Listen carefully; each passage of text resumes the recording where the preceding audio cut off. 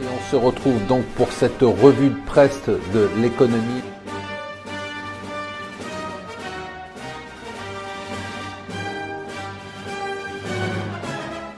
Bonjour et bienvenue sur Mon Financier pour la revue de presse de l'Écho. Nous sommes le lundi 18 décembre, pluie de records sur les marchés boursiers américains vendredi et ça a continué hors séance, ça va continuer probablement aujourd'hui avec un élément notable quand même, l'effondrement de la volatilité, 10% de baisse vendredi, rien que sur la journée, on se rapproche du niveau historiquement bas.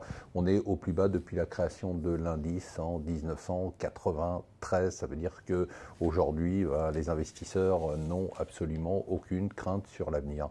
Alors, une des raisons probablement de cette accélération de la hausse sur les marchés, c'est les calculs qu'on commence à faire sur la réforme des impôts qui va passer avant la fin de l'année et on commence à s'apercevoir que les entreprises américaines devraient économiser entre 10% et 30%, enfin augmenter leurs bénéfices de l'année prochaine d'entre 10% jusqu'à 30%, nous dit le Financial Times. Donc c'est sûr que quand on recalcule avec ce type de bénéfices, on a des prévisions de cours qui sont largement supérieures.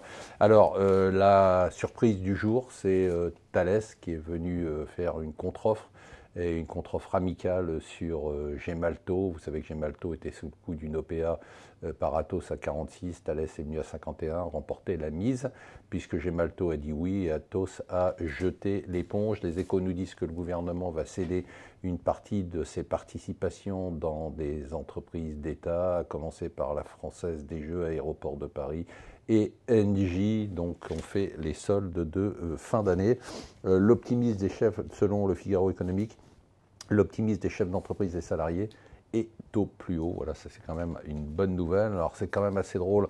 La Haute Autorité pour la transparence de la vie publique a publié les patrimoines des ministres. Alors bon, il y a des ministres qui ont des très gros patrimoines, tant mieux pour eux. Muriel Pénicaud avec 7,7 millions d'euros, Nicolas Hulot avec 7,2 millions d'euros. Mais ce qui est quand même très drôle, c'est que Nicolas Hulot a 6 voitures, plus une moto, plus un bateau, tout ça qui pollue énormément, puisque dans ces voitures, il a même un 4x4.